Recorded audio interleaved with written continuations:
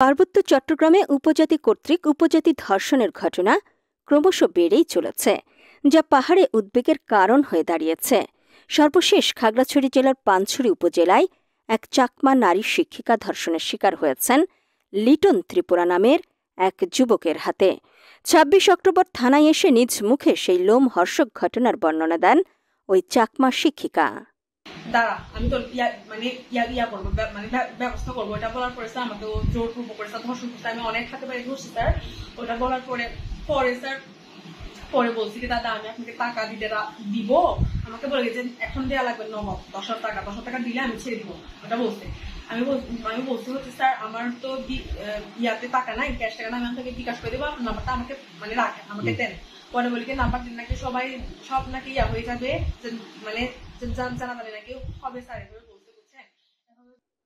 জানা গেছে 23 অক্টোবর রাত 8:30